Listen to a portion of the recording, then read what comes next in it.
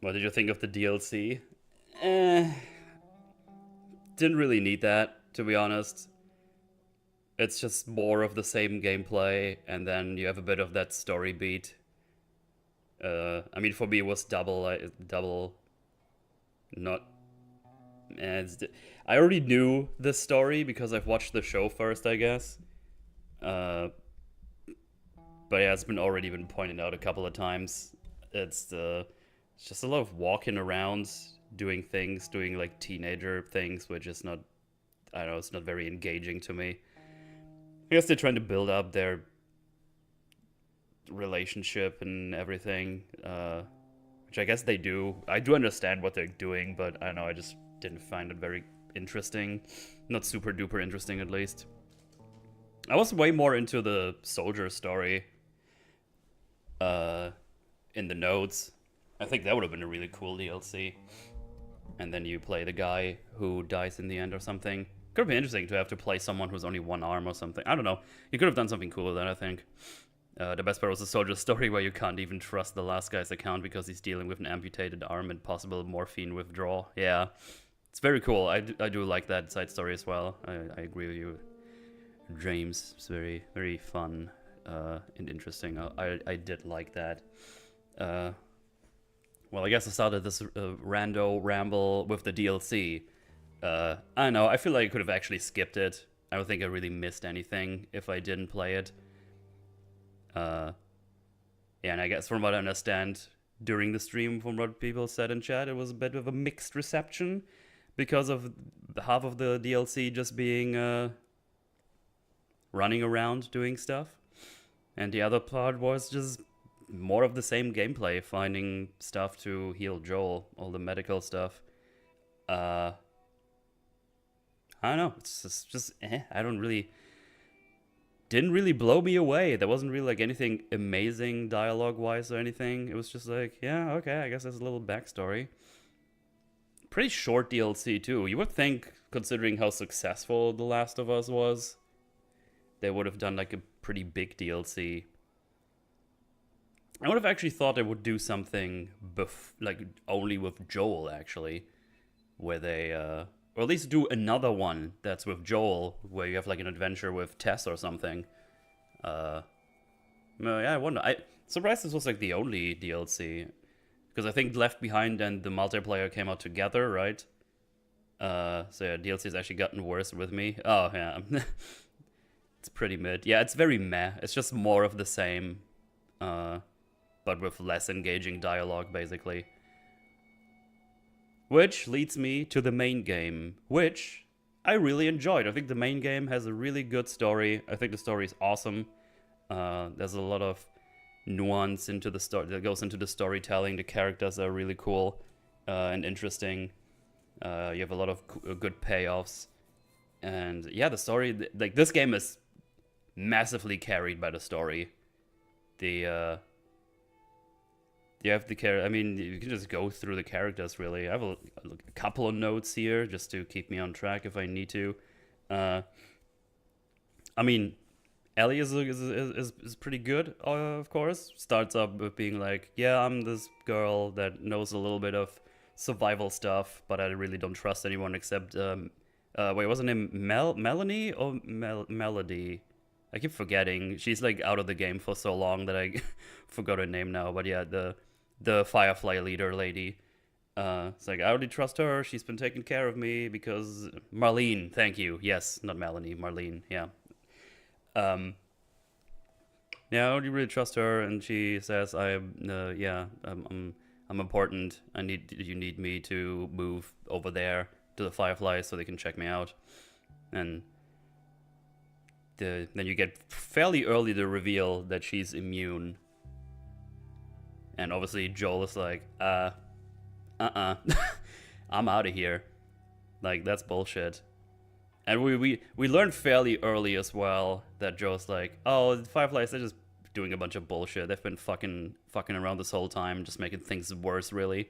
And throughout the game, you get a lot of hints, and not only hints, like proof that the Fireflies are actually pretty shite. at what they do. They just make things worse with all the things they try to do. They just manipulate people into helping them in order to, you know, get their job done, which they think is a good thing, but apparently they've just been fucking it over for everyone. There's dead zebras everywhere, exactly. But yeah, she just kind of starts off in the beginning, it's like a little bitchy. It's like, oh, she's annoying. Like, she's like, oh yeah, I can take care of myself, and I'm not gonna listen to you.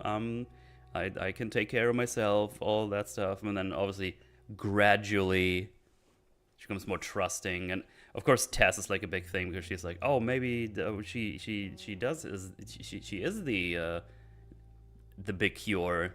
Who knows? We should definitely do that. And then obviously go through. Tess ends up dying, and yeah, she just has to hang out with Joel alone. And with all the things they go through, like, she doesn't even get like a gun up until a certain point with Joel, because Joel's like, no, I'm going to take care of all of this. And then they just obviously start trusting each other, and she's just happy to be around him, wants to hang out with him. Joel becomes a father figure, and which makes a lot of sense considering Joel's story, which I will go over in a little bit. Yeah, they become a team. They open up to each other and just have a good time. And as you can tell, she's not aware that she's gonna die at the end with the Fireflies. She's like, yeah, we're just gonna go through the Fireflies, and then we're just gonna go and hang out and do whatever we want to do, because that's cool. We're homies now. We're like father and daughter, basically. Because as I said, he becomes like the father figure. But she doesn't know. She just gets drugged, and they just want to start operating immediately. And then the whole ending scene happens. And after everything you learn throughout the game with the recordings and everything, and the letters, it's like, they've been trying a couple of times and it never worked. And also, the guy who's operating has never done anything like this, which, considering it's a brain surgery, if you're doing this for the first time, possibly without any practical training, not a good chance you actually extract this thing. And considering Ellie has no say in any of this, yeah, they don't have the moral high ground there. You're saying it's not only did Joel do nothing wrong, but he actually did the right thing. Yeah, I think so. I think he's right. I'm Team Joel. Ellie definitely needs a say in this, and from all the information we get, especially the hospital, the hospital, there's this, the last recording you hear where Joel skips through. There's like a couple of things. There's like, this has all been for nothing. Like, they've been trying a couple of times, it seems, and nothing has been happening. That's good. And then he gets bitten by the monkeys that were infected, and he died. So yeah, Fireflies are not very good. And then if you just think a little further ahead, how are they going to distribute it? Do they have the resources for that? Because they've been just all over the place, just doing their little scavenging missions and disrupting missions against Fedra and everything. And it's like, no, Fedra's like the tyranny and stuff. But funny enough, we don't really get anything about Fedra except in the beginning, where they just have to basically have a tight leash and have to be pretty brutal with dispatching of everyone who's infected, which is brutal, but it's probably the only way to do it, because they don't have a cure. And the infection seems to be going fairly quickly, just in like 2 days, and you're gone. And if you have one of those guys infect the inside of the city, it's that's bad. That's bad, obviously. Would they even give it out, or are they going to use the cure as a political tool? That's another thing. I could see them not doing anything really great with it, because they seem to be very disruptive with everything. They would probably use it to get more Fireflies, I imagine, and then just to topple Fedra, because they think they're like the most evilest of evil guys. Yeah, they were gonna kick Joel out of the hospital with no supplies too, from the looks of. Yeah, they didn't even let him have his backpack. Yeah, it's yeah, I'm not a fan of the Fireflies. They're awful people, and they should be eliminated, like Joel did. Talking about Joel, I really like Joel. I absolutely love the introduction to this game. That's like the part I remembered from when I first tried the game but never finished the game or played along or played further or whatever. The amount of information you get from Joel and Tommy's characters in those what was it, like 7 minutes, 7 to 15 minutes or something. It's fairly short. You get so many informations just about Joel and his characters. Like, he gets shit done. He's matter of fact. He doesn't help the other guys because he thinks about, it's like, okay, they might be infected. If we get them into our car, they might just fuck us over and then we all die. So he's just very, very protective of his family and people he loves. It's yeah, he's a very yeah, he's a quick thinker and stays up on his toes to not get ambushed or anything. And we will remember this for The Last of Us 2, where he has an unfortunate event happening to him with a golf club, which I never played the game, but obviously I'm very aware of what happens to Joel. So yeah, you get they do a really good job in a really short amount of time that he and Sarah, his daughter, are very close to each other. Especially with the, like with her repairing the watch and giving it to him, staying up at night, waiting for him to come back from work, and he's very busy because he's providing for the family, or for the daughter, because did they say what happened to the mom exactly? I think she just died of like some illness, right? I can't remember. Maybe someone in the chat can help me out. But yeah, he's a good father. He's a very good father. And he provides, and he loves his daughter, and they make it very clear very quickly. And then also you have like the very emotional scene where the soldier has to basically kill them, which also the soldier is like, but as a kid with them, it's like, okay, well, I guess I gotta do it. And then only she dies, but then Tommy comes to the rescue. Tommy also really cool character. We don't even have a lot about Tommy, but he seems to be very resourceful and up on his toes as well, because he and Joel like survived the initial outbreak, and then they just kind of drifted apart when Tommy went to the Fireflies. And Joel was like, "Nah, I'm just gonna keep doing my mercenary work." And I guess at some point I don't know if they don't really make it clear, but I guess like Tess and him are like a thing-ish. Like they seem to be at least like very good friends. I'm not even sure if there was any romantic relationship between them, which they don't need to have, I think. But they were definitely pretty close. I think Sarah's mom is mentioned. Oh, I thought I remembered something about she dying from illness, but yeah, I don't know. But yeah, Tommy immediately Joel gets called by Tommy, and he has to pick him up from somewhere. I think it was like in the show. I think it was from the police station, and that's why I had to leave or something. Not important. They come back to the house, get Sarah, and just drive off and see all the chaos and things happen. Tommy protect them, even staying behind, buying them time to come back and clutch later, so at least Joel doesn't die. But yeah, he goes off to the Fireflies for a while until he decides to not be with them anymore, and then build the big safe haven for everyone with I think the daughter of the leader or something. Was she called Maria? We already saw you like 1 or 2 times, but they marry and hang out. And yeah, I think to this day people speculated about Joel's wife. Interesting, okay. But yeah, not wasting any time with the Tommy character as well. When you have the Tommy's Dam, I think is the mission, where you help with the generator, and they have like the talk, and they're like kind of bracing at each other. Like Joel being nervous a little bit because the last thing he was told by him, just like, I don't want to see your dumbass face anywhere here ever again.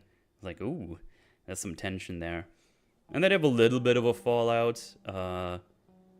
but they're brothers, so they kind of work it out. And Tommy even agrees to get Ellie to get Ellie to the Fireflies, because at this point Joel is not like 100.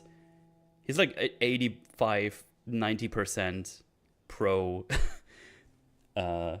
pro Ellie and hanging out with her, until she runs off and he realizes that, oh, I should probably do this myself. Like she trusts me, so I'm gonna take care of her. And this is where they get like more close and talk more and trust each other, and get some very wholesome interactions as well. I probably missed a couple of them. Not probably, I know I did.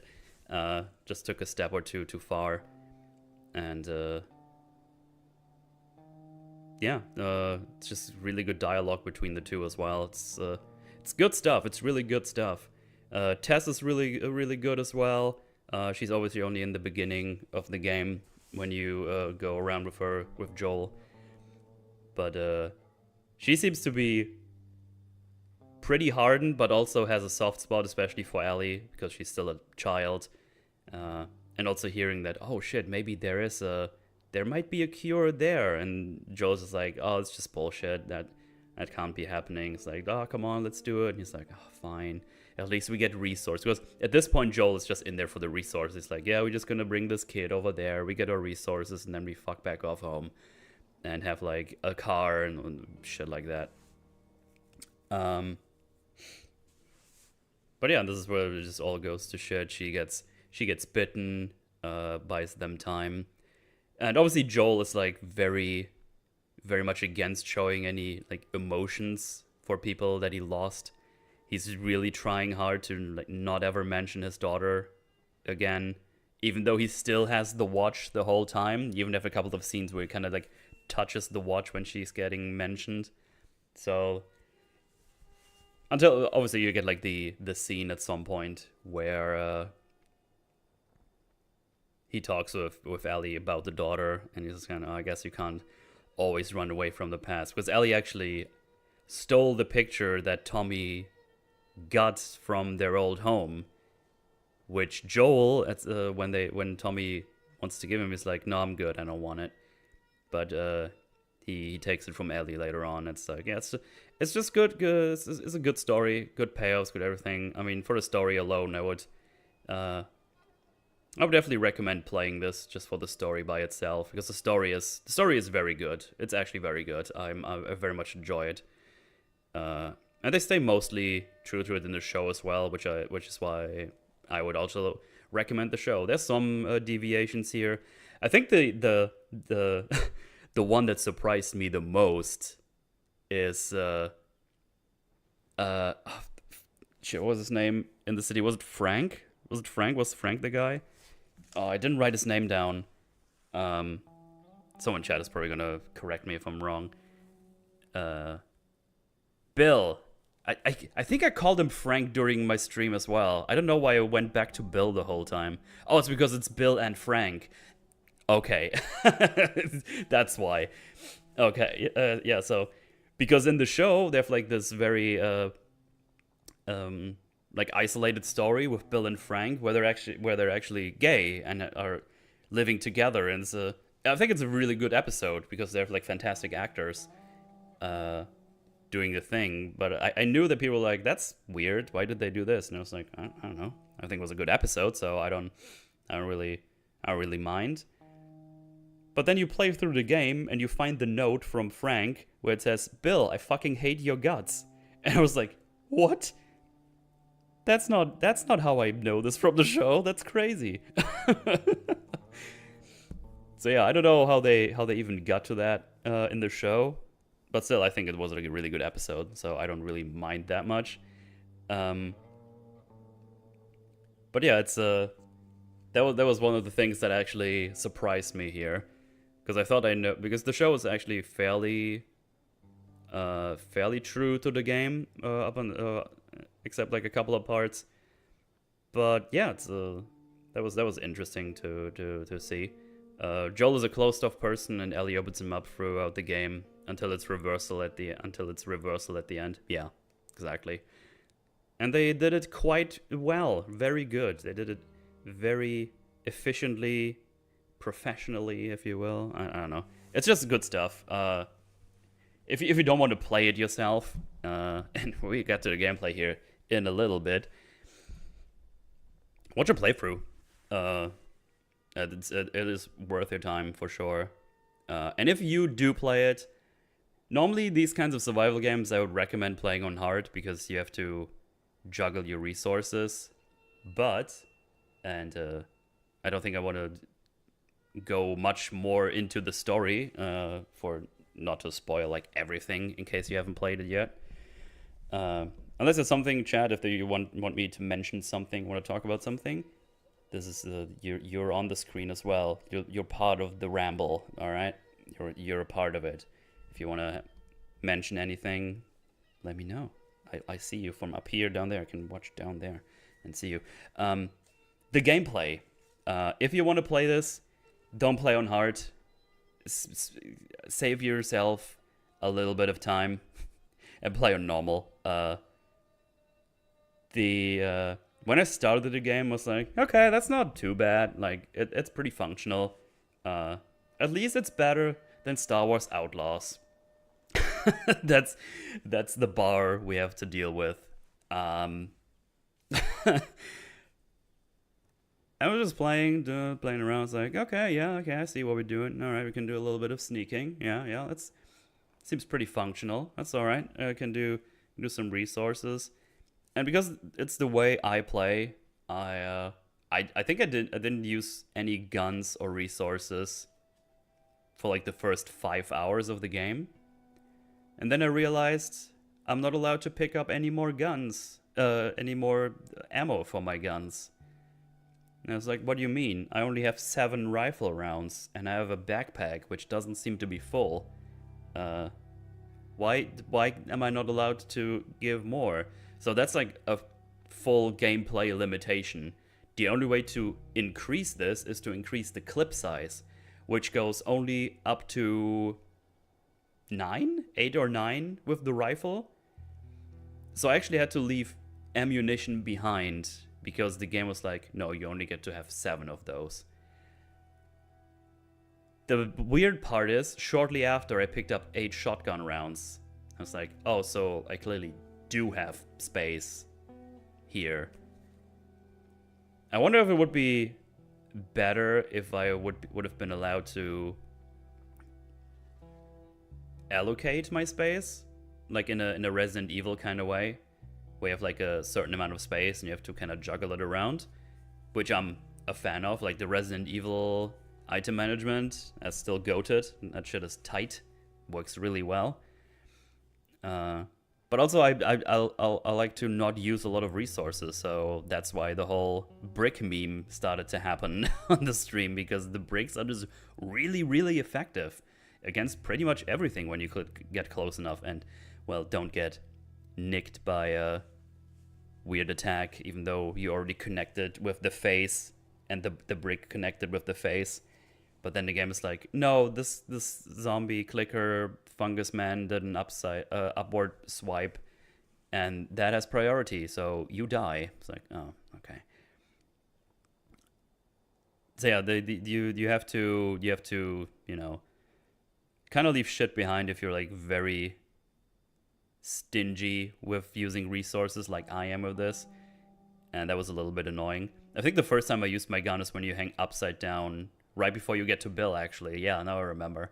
That's where they force you to use a gun. And that's why I was also reminded how awful I have become with controllers and aiming and shooting. I am so used to keyboard and mouse.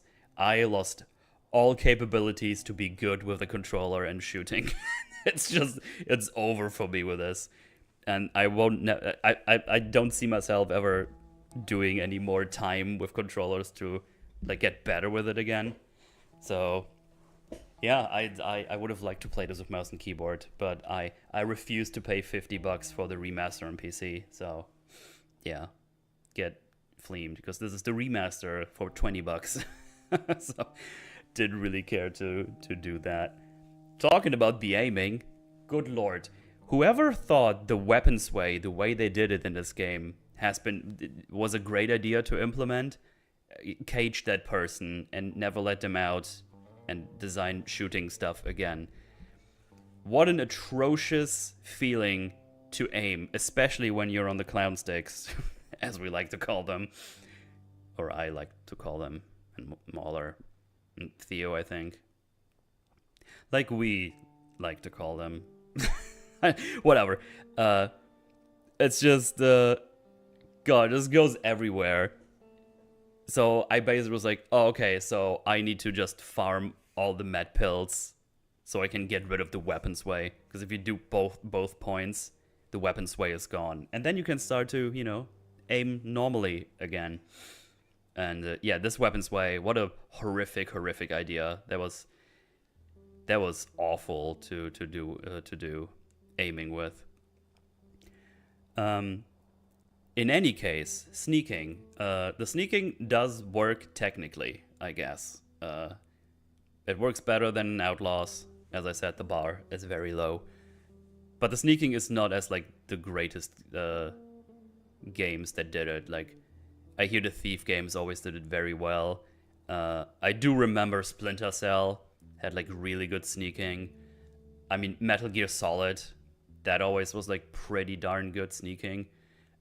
Yeah, it still works for the most part, but the more you play the game and the more enemies you have to face, and you just start looking at them, the AI is sometimes the AI is like really annoying and aggressive and actually gets you a couple of times, and then sometimes really weird things happen where you run around a pillar and they follow you, and then they stop, like, oh, where is she? And you just keep moving, and then you stab them in the back.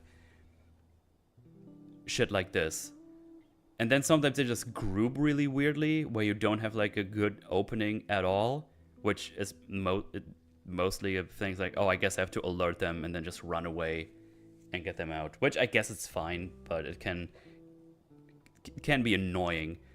I mean, there's a couple of clips in my streams where I just says like, oh, the eye's actually not that bad as I thought it's going to be. And then the eye did something incredibly stupid by just looking around the corner. And it's like, are they over there? While I'm just on the other side of the wall. It's quite funny. Something was wrong with your eye, that's for fucking sure. I don't know, man. They did some really, really stupid shit. And especially the human enemies. The human enemies seem to be worse than the clickers. I wonder if it's actually because the clickers are much simpler and therefore do it better, I guess. Because the clickers are basically like, I hear noise, I go that way. I see enemy, I go that way.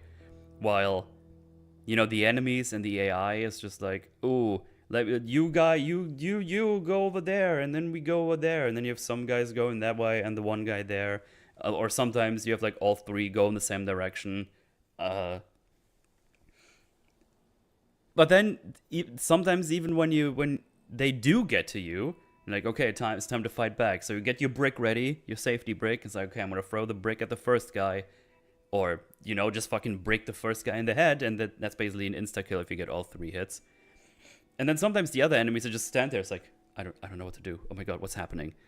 And then you go to the next one, punch him to death, get the next one, and maybe you get shot once. And even on hard, like, getting shot once is not like a big deal, especially if it's just like a handgun.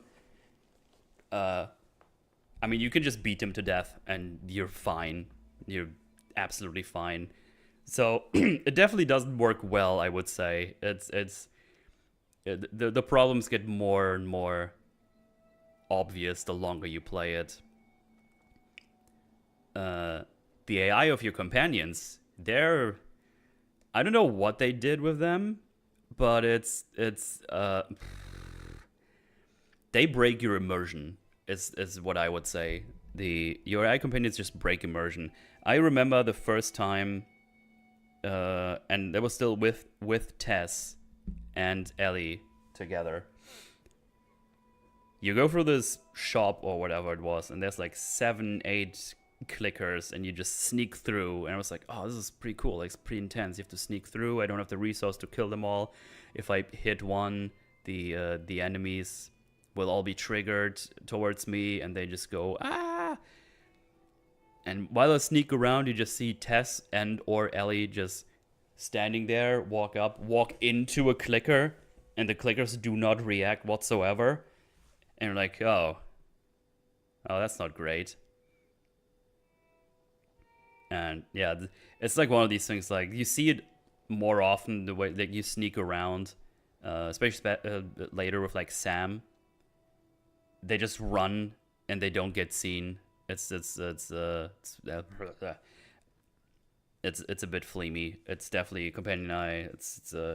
Companion Eye was made that they don't engage in combat until you do, and until then they basically don't exist and try to stay out of your way. Well, they try and fail a lot of times. I'm afraid they just run out in the open sometimes. It's really annoying. And it kind of breaks the immersion, as I said. I'm not a fan of it. So yeah, that's like the encounters you do. You sneak, you stab, you save your resources, or you shoot. Sometimes you shoot your way through if you get sick of all the sneaking and just want to continue the game. Which is a point that I arrived at because, man, I don't think this gameplay loop is very fun for a long time. Especially when you get like some really good dialogue and then it just gets broken up by you having to do more of the fighting. And then the fighting happens and you just run into the enemies and punch them to death and then just continue. And it's like, why does this just... I feel like the combat gets very draining at some points. It's like, okay, I'm gonna do this again. And I can't really go guns blazing because I don't have that many resources. And I know there's more coming, so I do have to at least start it with sneaking. And then you just go and stab them all. And it gets very slow and very methodical, but not like in a super interesting way. Because the most you can do is sneak up behind them, stab them. You can distract them by throwing a thing. But if you're not careful, you just distract all of them, and then they all go to the one place. So yeah, as James just put in chat, you're going through the gameplay to get rewarded with story. And that's what kept me going, really. If the story would have been just mediocre, there's no way I would have even finished this. Because, good lord, it gets pretty... It's not exciting after a while. Not that it's like super exciting from the get-go, but it's a lot of the same, and they don't really implement anything new, right? I don't know. You can't... how do you put this? Maybe you being able to put like traps down or something would be kind of cool. I mean, the only thing you can do as a trap is the nail bomb, and you can only do like 3 of those, and you're limited on those. But yeah, I'm not a big fan of the gameplay loop, which is probably why I didn't finish it back in the day. Because I remember I played the Uncharted games because I borrowed them from a friend. And then I went to this and it was like essentially the same. It was like cover and shoot and doing some sneaking. And I was like, I don't really want to play another one of those right now. So I dropped it back in the day. And that's why I never played it up until now. The gameplay was 6 or 7 years old when this came out. I wrote this game off when it came out, calling it Uncharted with Zombies. That's hilarious you just said that, because I just basically said the same thing. Yeah, you can put down the nail bomb and the smoke bomb. Yeah, I didn't even use the smoke bomb. I didn't even try it out. Maybe I should have. Yeah, this game is heavily carried by the story. And as I said, the story is really good. And then, like, some funny things happened. Like, my game crashed once because I killed all the enemies where they wanted me to run away, I think. And I also shot the one guy into space, which we have named Jeff. So, yeah. I hope Jeff is okay. I hope Jeff is okay. But yeah, that's basically it. Good story, pretty meh pretty meh but functioning gameplay for the most part, if the AI is not too fucking dumb the whole time. So yeah, I'm dreading The Last of Us 2. I'm not gonna lie.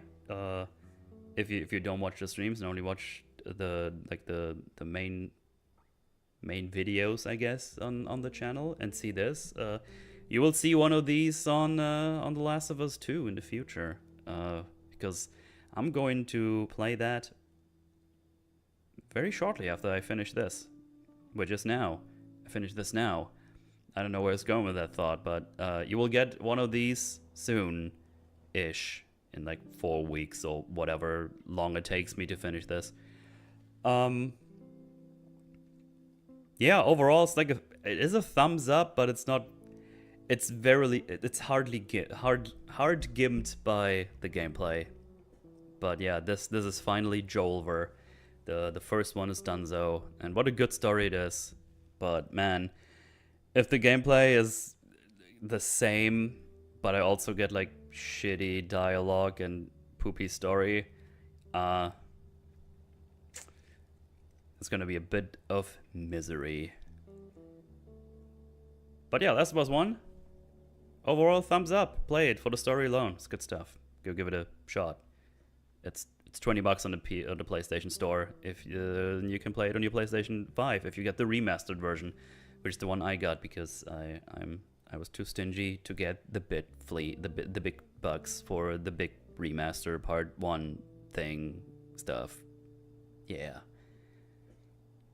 Anyway, thanks for watching the Rando Ramble. This is a Ramble one because it's not awful. It's not a rant. It's a ramble. I'm rambling about the game because it's overall all right. Okay, goodbye YouTube. Bye bye.